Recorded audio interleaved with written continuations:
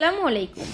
আমরা যখন বিয়ে বাড়িতে যাই এবং এই যে জালি কাবাবগুলো খাই কি না মজা লাগে, কিন্তু অনেকে আমরা হয়তো বাসায় বানাইতে পারি না, আবার অনেকেই বানাইতে পারি। তো আজকে সহজভাবে আপনাদের সাথে জালি কাবাবের রেসিপিটা শেয়ার করব। চলুন দেখে নিই কী কী দেওয়া হচ্ছে।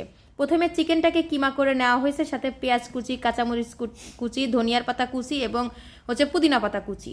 এই প্রত্যেকটা কিন্তু উপকরণ দিতে হবে, একটাও মিস করলে কিন্তু হবে না। আর চিকেনটাকে কিন্তু একেবারে কুচি কুচি কুচি কুচি করে কিমা করে নেওয়া হয়েছে। এর সাথে একটু লেবুর রস দিয়ে দিব।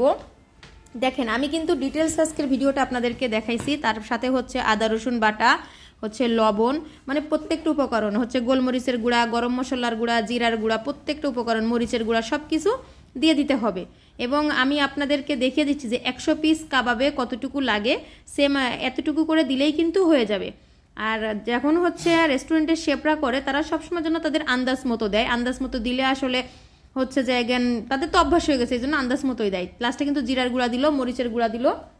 তো সব কিছু দিয়ে একত্রে কষলে কষলে মেখে নিতে হবে।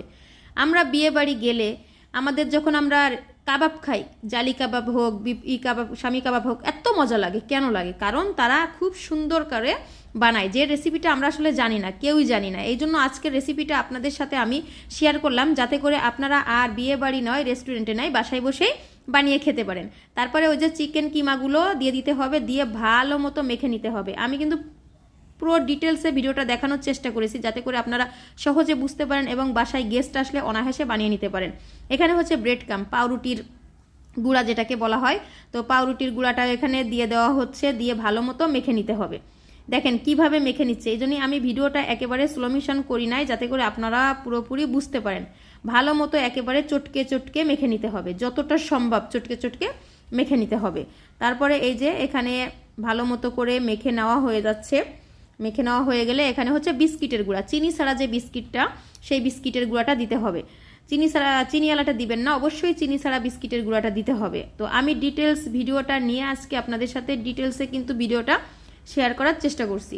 সাথে ডিম দিয়ে দিব। তো এখানে 2টা ডিম দিয়ে দিলাম। 2টা ডিম দিলেই হয়ে যাবে, আসলে পরিমাণ অনুযায়ী। ঠিক আপনি মাখতে লাগলে বুঝতে পারবেন যে আপনার কয়টা ডিম দরকার। তো এখানে 2টা ডিমেই হয়ে যাচ্ছে। তো এই যে 2টা ডিম দিয়ে আরও ভালো মতো কিছুক্ষণ মেখে নিতে হবে। এই যে তারপরে আর একটু কালারিং ব্রেডক্রাম দিয়ে দিল। দেওয়ার পরে এই যে ভালো মতো মেখে টেকে নিয়ে তারপরে এখন গোল গোল করে শেপ দিয়ে নিবে। গোল গোল করে এই যে শেপটা দিয়ে নিচ্ছে। আর এই শেপটা দেওয়া কিন্তু একেবারে ইজি, কিন্তু সাইডটা একটু ভারী রাখবেন অবশ্যই, যেন সাইডটা পাতলা না হয়ে যায়, তাহলে সেক্ষেত্রে কিন্তু ফেটে যেতে পারে।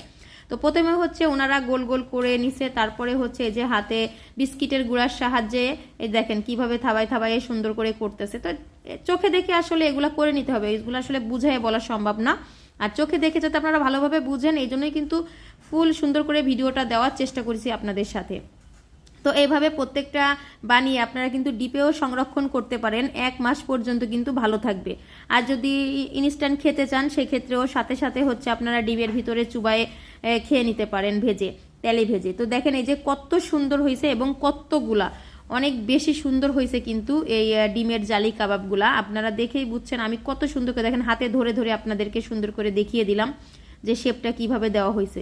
তো এখানে যতটুকু দরকার পরিমাণ মতো ডিম, অনেকগুলো ডিমকে আর কি ফেটিয়ে নেওয়া হয়েছে, এর সাথে কিন্তু কোনো কিছুই দেওয়া হয় নাই। তারপরে এই যে ডিমে চুবিয়ে চুবিয়ে তেলের ভিতরে ছেড়ে দেওয়া হচ্ছে। কত সহজ, তাই না? হ্যাঁ, খুবই সহজ এবং খুবই ইজি একটা রেসিপি। আপনারা চাইলে বাসায় এই রেসিপিটা ট্রাই করে আমাকে জানাতে পারেন যে আপনাদের রেসিপিটা কেমন লাগলো। আশা করি আজকের রেসিপিটা অনেক বেশি আপনাদের কাছে অনেক বেশি ভালো লাগবে। তো ভালো লাগলে অবশ্যই একটা লাইক করবেন, কমেন্ট করবেন, একটা শেয়ার করে দিবেন। আর আপনারা কোন দিন কে কোন রেসিপি দেখতে চান, কে কোথা থেকে আমার রেসিপিটা দেখছেন, অবশ্যই কমেন্ট করে জানাবেন। শুধু আপনাদের জন্য তাসলিমা আপু সহজ সহজ রেসিপি নিয়ে আসে। তো সবাই ভালো থাকবেন, সুস্থ থাকবেন। আল্লাহ হাফেজ।